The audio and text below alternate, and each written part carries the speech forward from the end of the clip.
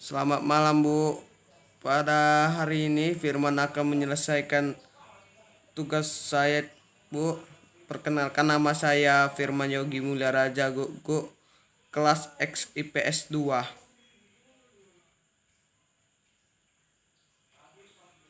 Oh, Bu. Kelewatan. Pengertian kerjasama. Pengertian kerjasama adalah pengaturan kemitraan saling menguntungkan yang dilakukan secara sukarela oleh dua bidang usaha atau lebih. Kerjasama ini menjadi hal yang menguntungkan karena permasalahan menjadi lebih ringan. Kerjasama tidak hanya soal mencari dana saja. Beberapa pembisnis lebih suka menjalin relasi yang menguntungkan dengan sesama kompetitor. Yang kedua, pengertian akomodasi. Akomodasi didefinisikan sebagai sesuatu yang disediakan untuk memenuhi kebutuhan, misalnya tempat menginap atau tempat tinggal sementara bagi orang yang berpergian. Penerapan dari definisi tersebut yang dimaksud ketika mendapat tawaran berlibur lebih condong ke tempat tinggal. Namun sebenarnya yang dimaksud akomodasi tidak sekedar tempat tinggal saja, hanya saja lebih menjurus ke situ. Kalau dalam konteks umum, akomodasi bisa berbentuk barang lain, intinya dipergunakan sebagai penunjang kebutuhan yang orang berpergian. Jenis akomodasi dibagi 5, Bu, yaitu hotel dan motel, 2 apartemen, 3 mes indikos dan kontrak, kan, 4 losmen, yang kelima asrama. Pengertian arbitrase. Arbitrase adalah proses penyelesaian di hadapan pihak ketiga yang tidak berkepentingan memiliki kepentingan pihak ketiga. Seorang arbiter mendengarkan bukti yang dibawa oleh kedua belah pihak dan membuat keputusan. Arbiter bisa berperan sebagai penonton, saksi atau pendengar. Arbitrase adalah bentuk penyelesaian sengketa alternatif atau ADR yang digunakan sebagai pengganti litigasi dengan harapan penyelesaian sengketa tanpa biaya dan waktu untuk berpergian ke pengadilan. Jenis-jenis arbitrase. Yang pertama, arbitrase institusional adalah arbitrase di mana lembaga khusus ditunjukkan dan mengambil peran mengolah proses arbitrase. Manajemen kasus. Setiap lembaga memiliki seperangkat aturan sendiri yang berkaitan dengan kerangka kerja, seperti jadwal, pengajuan dokumen atau produser untuk membuat aplikasi, dan lain-lain. Yang kedua, arbitrase ad hoc. Bentar ya, Bu, kita geserkan kameranya dulu. Oke. Arbitrase ad hoc adalah arbitrase yang tidak dikelola oleh suatu institusi. Para pihak akan menentukan peran mereka sendiri dalam aspek arbitrase.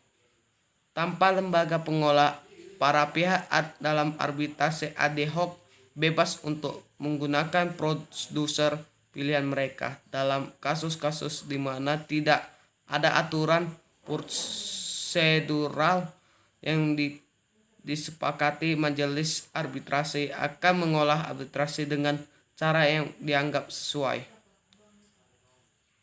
Manfaat arbitrase bersifat pribadi. Proses arbitrase termasuk persidangan ini tidak terbuka untuk umum.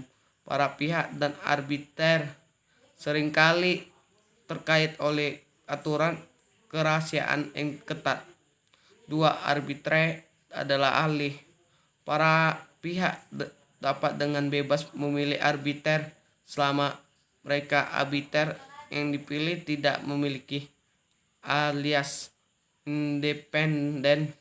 Arbiter yang dipilih bisa berasal dari negara lain atau bidang profesional.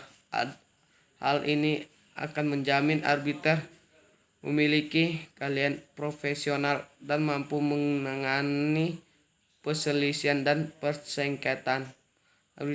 Yang ketiga, arbitrase dapat menghemat waktu dan biaya. Prosedur ini yang dibuat khusus dan tidak adanya proses banding atau peninjauan ulang memberikan peluang untuk prosedur arbitrase diselesaikan dalam waktu yang relatif atau singkat. Biaya yang harus dikeluarkan dapat lebih hemat. Pengertian mediasi.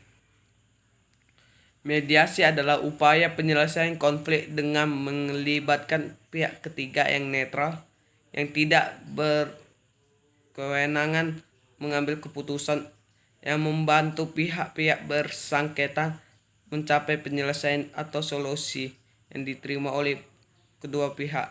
Jenis-jenis mediasi. Yang pertama, medium quote, yaitu diketahui di dalam mengetahui sesuatu yang lain diketahui. Contoh yang biasa diberikan untuk mediasi ini adalah premis dalam silogisme. Pengetahuan tentang premis membawa kita kepada pengetahuan tentang kesimpulan. Contoh lain, lampu merah lalu lintas berwarna merah harus berhenti. Jadi kendaraan harus berhenti. Media quo, yaitu sesuatu yang sendiri tidak sadari tetapi dapat diketahui melalui sesuatu yang lain. Contohnya lensa kacamata yang kita pakai. Kita melihat benda-benda di sekitar kita tetapi kacamata itu sendiri tidak langsung kita sadari. Medium in quo, sesuatu yang tidak disadari secara langsung dan yang di dalamnya diketahui sesuatu yang lain. Contohnya kaca spion di mobil, sopir mobil melihat kendaraan di belakang, dan hal-hal yang lainnya. Pengertian toleransi. Toleransi atau toleran secara bahasa kata diistilahkan Latin tolerare, yang berarti sabar dan menahan diri. Toleransi juga dapat berarti suatu sikap saling menghormati dan menghargai antara kelompok atau antara individu atau perseorangan, baik itu dalam masyarakat ataupun dalam lingkungan yang lain. Sikap toleransi menghindari terjadinya diskriminasi. Walaupun banyak terdapat kelompok atau golongan yang berbeda dalam suatu kelompok masyarakat. Contohnya menghargai dan mengenai pemikiran orang lain yang berbeda dengan kita, serta tolong menolong antara sesama manusia dan tanpa memandang suku, ras, agama, dan antara golongan. Sekian dari video saya. Terima kasih Bu. Salam sejahtera buat kita semua.